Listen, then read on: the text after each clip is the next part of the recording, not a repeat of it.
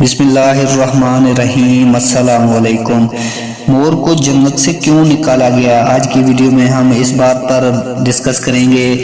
مور جتنا اب خوبصورت ہے اس سے کئی گنا زیادہ جنت میں خوبصورت تھا۔ مور کی خوبصورتی پہ سبھی پرندے فدا تھے، لیکن ان سب کو بھی ان کے باوجود مور سے ایسی کون سی خطا ہو گئی تھی جس سے اللہ تبارک و تعالیٰ نے مور کو جنت سے نکال دیا۔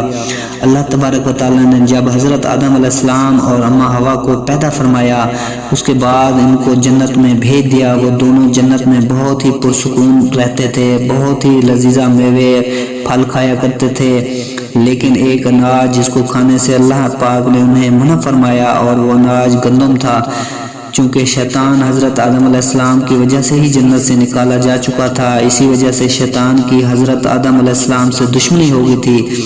شیطان یہ چاہتا تھا کہ وہ کسی بھی طرح حضرت آدم علیہ السلام کو جنت سے نکال دے اور ساتھ میں اماں ہوا کو بھی جنت سے نکال دے۔ جب شیطان کو یہ خبر ہوئی کہ حضرت آدم علیہ السلام کو تمام میوے کھانے کی اجازت ہے لیکن گندم کھانے کی اجازت نہیں ہے، تو شیطان انتقام کی آگ دل میں لیے جنت کے دروازے کے پاس بیٹھ گیا، اور 300 سال تک وہ یہاں پر بیٹھا رہا کہ کوئی جنت کے دروازے سے باہر آئے اور شیطان اس سے بات کر سکے۔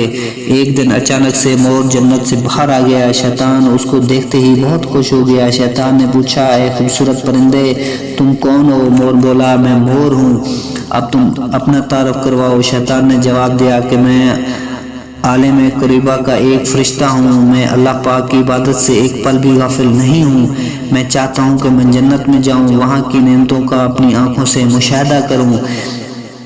شیطان مور سے کہنے لگا کہ تم مجھے جنت کے اندر لے جاؤ، میں تمہیں 3 ایسی باتیں بتاؤں گا جس سے تمہیں ابدی زندگی حاصل ہو جائے گی، تمہیں بڑھاپا اور بیماری نہیں آئے گی، تم ہمیشہ جنت میں ہی رہو گے۔ شیطان کی باتیں سن کر مور لالچ میں آ کر کہا، مجھ میں تو اتنی طاقت نہیں ہے کہ میں تمہیں جنت کے اندر لے جاؤں، لیکن ایک سانپ میرا دوست ہے، وہ شاید تمہیں مدد دے سکے۔ یہ کہہ کر مور سانپ کے پاس آیا، اس کو ساری بات بتائی۔ سانپ بھی شیطان کی باتوں سے بہت خوش ہو گیا، پھر شیطان کو اپنے منہ میں چھپا کے جنت میں داخل ہو گیا، اور یوں شیطان اپنی چال میں کامیاب ہو گیا۔ جنت کے تمام نگہبانوں کو یہ معلوم تھا کہ شیطان یہ چال چل رہا ہے اور جنت میں داخل ہو چکا ہے۔ فرشتے شیطان کو جنت سے نکالنے لگے، تبھی اللہ پاک کا حکم ہوا کہ اس کو ابھی تک جنت میں ہی رہنے دیا جائے۔ وہ فرشتے اللہ تبارک و تعالیٰ کے حکم سے رک گئے۔ شاید یہ حضرت آدم علیہ السلام کا امتحان تھا۔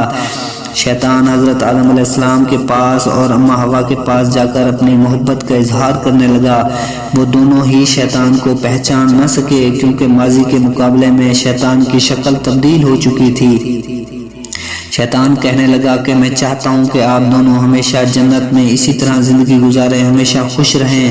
حضرت آدم علیہ السلام اس کی بات بہت غور سے سننے لگے۔ شیطان نے کہا، اگر آپ میری بات مان جائیں تو آپ کو جنت کی اور بھی تمام سہولتیں ملیں گی۔ حضرت آدم علیہ السلام شیطان کے بہکاوے میں آ کر کہنے لگے، یہ کس طرح ممکن ہے؟ شیطان کہنے لگا، ایک گندم کا دانہ اگر آپ دونوں چکھ لیں تو آپ کو ابدی حیات حاصل ہو جائے گی اور آپ جنت میں ہی رہیں گے۔ یہ بات سن کر حضرت آدم علیہ السلام کے دل میں رجحان پیدا ہوا، لیکن ان کے دل میں اللہ کی نافرمانی کا خوف غالب آ گیا۔ جبکہ اماں ہوا شیطان کی باتوں میں آ گئی، جس پر اماں ہوا نے حضرت آدم علیہ السلام کو راضی کر لیا۔ پھر اس کے بعد ان دونوں نے اس گندم کے دانے کو چکھ لیا۔ جیسے ہی گندم کا دانہ ان کے اندر گیا تو دونوں کے ستر واضح ہو گئے، جس کے بعد دونوں اپنے اپنے ستر چھپانے لگے اور خوف خدا سے کانپنے لگے۔ اسی دوران اللہ تبارک و تعالیٰ نے فرشتوں کو یہ حکم دیا کہ حضرت آدم علیہ السلام اور اماں ہوا دونوں کو زمین پر اتار دو۔ حضرت آدم علیہ السلام کو سری لنکا کے قریب نیچے زمین پر بھیج دیا، جبکہ اماں ہوا کو جدہ کی سرزمین پر اتارا گیا۔